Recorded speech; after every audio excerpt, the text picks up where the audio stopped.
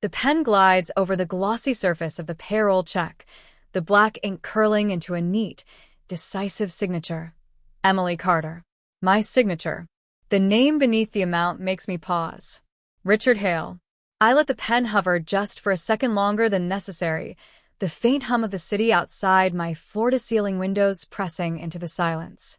My silk blouse feels soft against my skin, but the cool glass desk beneath my forearms is grounding, almost like it's reminding me, this is real. This is now. I sign the last check in the stack, flip it over, and place it neatly in the outbox. My assistant, Claire, will have them delivered before lunch. But I know Richard's will land in his hands just after 2 p.m., right when he's sipping his burnt-smelling coffee in the break room. And I know the moment he sees my name on the corner of his paycheck, he's going to choke on it. The irony isn't lost on me. For years ago, Richard was the man leaning back in a leather chair across from me, telling me I wasn't quite ready for a promotion I had poured my heart into earning. His voice was casual, almost pitying, like he was doing me a favor. Back then, I'd swallowed the lump in my throat and forced a polite smile. Now I own the company. And today, I'm signing his paychecks. The phone on my desk buzzes, a text from an unknown number. Emily, it's Richard. Can we talk? I stare at it for a long moment. My hand doesn't shake anymore. I just smile. For years earlier, I was 27, running on caffeine, ambition, and the desperate hope that hard work actually meant something. I'd been at Hale and Winslow Marketing for 3 years, the kind of place where everyone carried themselves like they were one client away from changing the world. My role as senior account manager wasn't flashy, but I had turned mediocre clients into million-dollar contracts, often pulling late nights and working weekends to make it happen. When the director of accounts position opened up, everyone told me it was mine. Even Richard, my direct manager, had hinted at it over casual coffee chats. Emily, you've really stepped up this quarter, he'd say, leaning against my cubicle. Keep this up and big things are coming. I believed him. The interview had gone well, better than well. I'd prepared for weeks, rehearsed my presentation until my voice was hoarse, and outlined a bold, clear strategy for client growth. But on the day of the decision, Richard called me into his office. I still remember the way the late afternoon sun slanted through the blinds, striping the mahogany desk.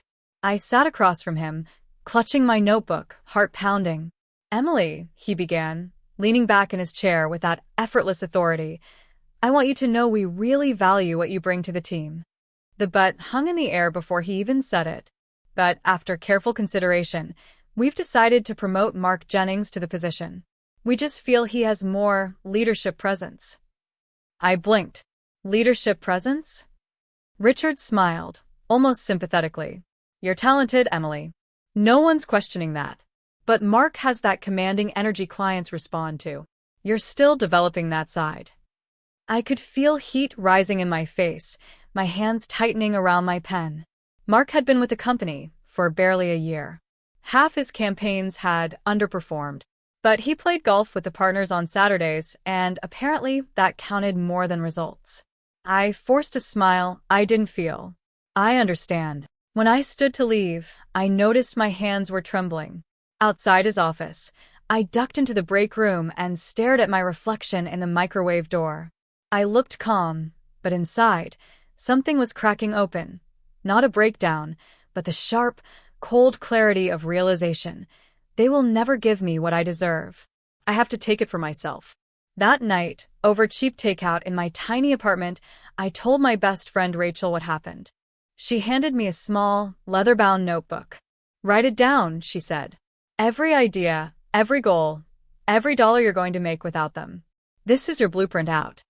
I opened the first page and wrote, one day, they'll regret this.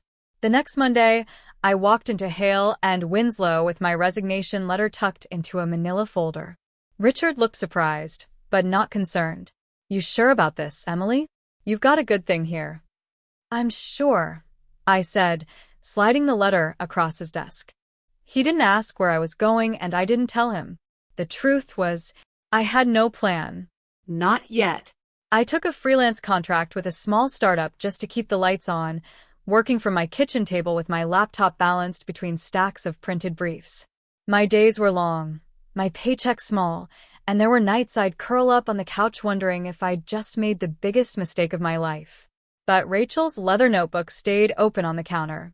Every time I doubted myself, I'd write something in it, a client I wanted to land, a revenue goal, even a dream like corner office, skyline view. 3 months in, I landed my first big client, a boutique fitness brand looking to expand nationally. They didn't have much money, but they believed in my vision. I poured everything into that campaign, designing the branding, rewriting their ad copy, even staying up past midnight to troubleshoot their social media strategy. Within 6 months, their sales doubled.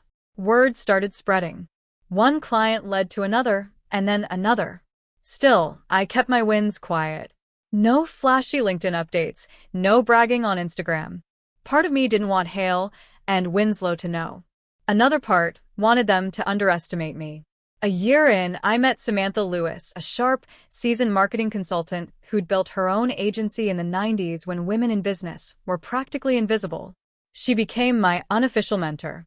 Over coffee one afternoon, she leaned in and said, "You've got something rare, Emily. You see both the numbers and the story. That's how you scale." I took her advice to heart. With her guidance, I incorporated my own firm, Carter & Company. Branding. I hired my first 2 employees, both women who'd been overlooked at their previous jobs. The growth was slow at first, but steady. By year 2, we had 3 major corporate contracts. By year 3, we were profitable enough that I moved into a downtown office with floor-to-ceiling windows. Sometimes, late at night, I'd stand in that office with the city lights flickering outside and think about Richard. I wondered if he still believed I lacked leadership presence. By year 4, an opportunity came that I never could have scripted. Hale and Winslow was struggling badly. A series of failed campaigns had gutted their client base, and they were quietly seeking a buyout. When my broker called to tell me they were open to offers, my first instinct was to laugh. My second instinct was to grab the leather notebook from my desk and flip to the first page. One day, they'll regret this. It was time. The deal closed on a rainy Thursday morning. No champagne, no cameras, just me, my lawyer, and a stack of contracts with my name on the line marked buyer. By noon, Carter & Company. Branding officially owned Hale and Winslow Marketing. 2 days later, I walked into the building I hadn't stepped foot in for 4 years. The smell was the same, a mix of burnt coffee and copier toner, but everything else felt smaller, dimmer. The receptionist, a young woman with wary eyes, looked up as I approached. "Hi," I said with a warm smile. "I'm here to see Richard Hale." She nodded quickly, glancing at her screen. "He's in his office. Should I let him know you're coming?" "No," I said, smoothing the sleeve of my cream-colored blazer. "I'll surprise him." The click of my heels echoed down the hallway I'd once walked as an employee. My fingers brushed the leather notebook in my bag, the corners worn soft from years of use. Richard's door was open. He was leaning over his desk, scrolling through something on his computer. His hair was grayer now, his suit a little looser at the shoulders. "Richard," I said, stepping into the doorway. He looked up, confused at first. Then he smiled faintly, recognition dawning. "Emily. Well, this is a surprise. What brings you?" "I own this company now," I said, my voice calm but steady. The words hung in the air, as solid as the desk between us. He blinked. "You what?" I stepped inside, pulling a folded document from my bag and placing it in front of him, the acquisition agreement, my signature stamped across the bottom. "As of this week, Hale and Winslow is a subsidiary of Carter & Company. Branding. I'm the CEO. And as it happens, your boss." For a moment, he just stared, his mouth slightly open. His gaze flicked from the paper to me, then back again, as if maybe there was some mistake, some line he'd misread. He cleared his throat. "This is unexpected." "I imagine it is," I said. "After all, last time we spoke, you told me I wasn't ready for leadership." His cheeks flushed. That was a different time. I was making a decision I thought was best for the company. By promoting Mark Jennings, I finished for him, who, if I recall, lost 3 major accounts in his first year and left after 18 months. He shifted uncomfortably in his chair. I let the silence stretch, the way he once did when he wanted me to feel small. But this time, I was the one in control. I'm not here to rehash the past, I said finally. I'm here to build something better. But you should know, the culture that overlooked me, that overlooked so many others, is over. If you want to stay, you'll work under a very different standard. His eyes narrowed slightly, pride flickering. And if I say no? I smiled, just enough to be polite. Then we'll part ways, and you'll have your severance by the end of the week. But if you stay, you'll report directly to me. And you'll treat every person in this building with the respect and recognition they deserve. The clock on his wall ticked loudly in the silence that followed. Finally, Richard nodded once, stiffly. Understood, he said. I picked up the acquisition document, tucking it back into my bag. Good. Welcome to Carter and Company, Richard. And with that, I walked out, the same hallway, the same office, but this time, the power was mine. By Monday morning, the entire company knew. I didn't make an announcement with fanfare. No confetti, no all-hands meeting. Just a concise email from HR. Effective immediately, Emily Carter will assume the role of Chief Executive Officer at Hale and Winslow Marketing, a Carter and Company branding subsidiary. The buzz in the hallways was electric. People whispered as I walked past, some curious, some relieved, some skeptical. At 10 a.m., I called a meeting in the glass-walled conference room, the same one where I'd once been passed over. Please take a seat, I said, watching employees shuffle in. The long table gleamed under the recessed lighting, my reflection sharp in its polished surface. Richard sat near the end, his posture stiff. I placed my leather notebook on the table and opened it, flipping through pages filled with years of my handwriting. When I left this company, I carried something with me, not bitterness, but clarity. I knew exactly what kind of workplace I didn't want to be part of. Eyes were on me now, some cautious, some bright with hope. So here's what's changing. I laid it out, one rule at a time. And no promotions based on favoritism. Every advancement would be backed by performance data and peer feedback. Mentorship is mandatory. Senior staff would be required to mentor junior employees, especially women and minority hires, to ensure no one's potential was ignored. Transparency in pay. Salaries would be posted internally by role, removing the secrecy that let inequality thrive. Accountability for managers. Every leader's evaluation would include feedback from their team, not just higher-ups.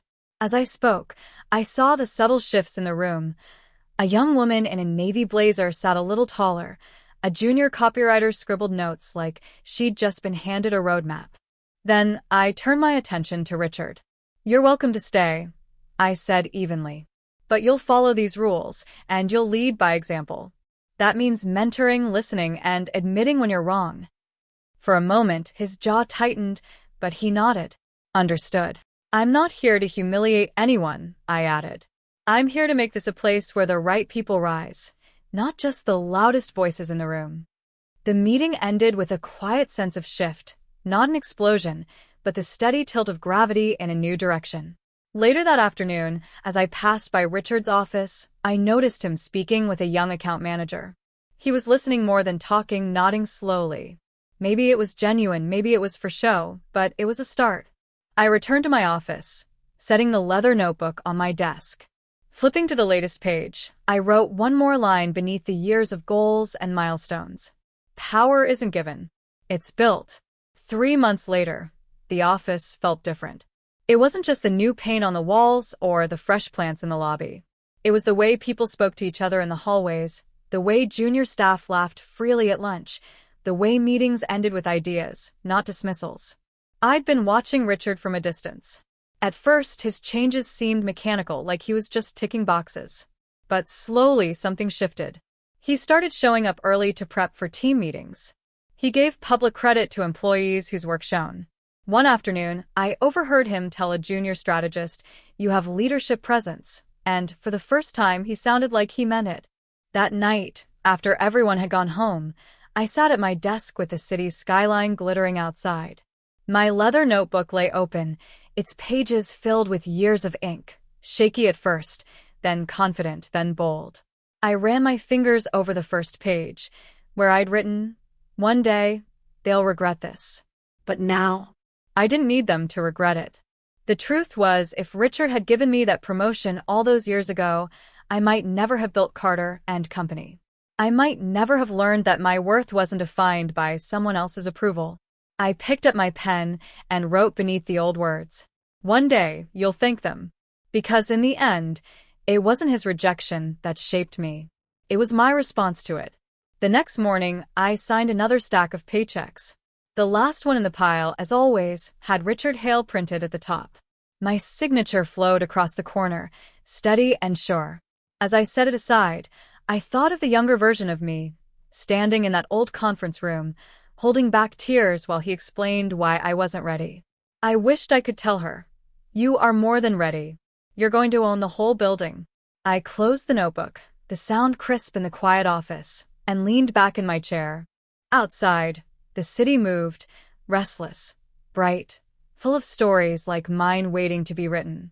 And in my own quiet, certain voice, I said the words that would have made the perfect ending to any story. My boss denied my promotion. Now, I sign his paychecks.